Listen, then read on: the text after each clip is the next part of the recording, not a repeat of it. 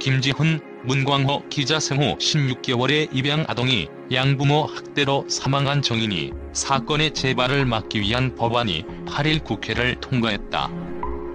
여야는 이날 본회의를 열어 아동학대 범죄의 처벌 등에 관한 특례법 일부 개정안, 민법 일부 개정안을 의결했다.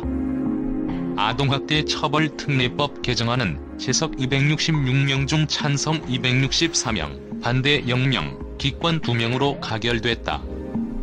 민법 개정안은 채석 264명 중 찬성 255명, 반대 0명, 기권 9명으로 가결됐다. 아동학대 처벌 특례법 개정안은 아동학대 신고 의무자의 신고가 접수될 경우 지방자치단체 또는 수사기관이 즉시 조사 또는 수사에 착수하도록 의무화했다. 사법경찰관과 아동학대 전담 공무원의 현장조사는 신고된 현장 외에 피해 아동을 보호하기 위해 필요한 장소까지 가능하도록 했다.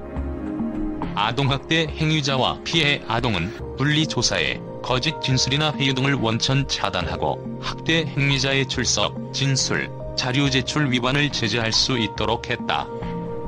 응급조치가 필요할 경우 사법경찰관이 아동학대자의 주거지나 자동차 등에 출입할 수 있는 권한도 명문화했다.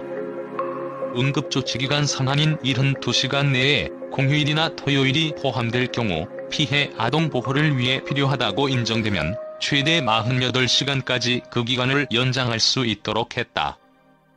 아동학대 범죄 관련 업무 수행을 방해할 경우 법정형을 5년 이하 징역 또는 1,500만 원 이하 벌금에서 5년 이하 징역 또는 5천만 원 이하 벌금으로 조정했다.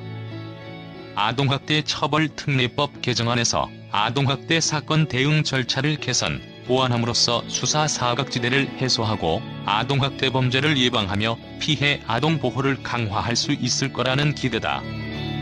민법 개정안은 자녀에 대한 친권자의 징계권 규정을 삭제했다.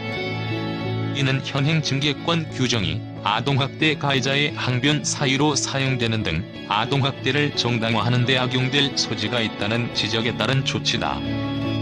신권자의 자녀에 대한 체벌을 금지함에 따라 아동학대에 대한 처벌 감경 사유를 축소할 수 있을 거라는 전망이다. 나아가 가정 내 아동학대 방지를 위한 제도 개선 등을 촉진할 수 있을 것으로 기대된다.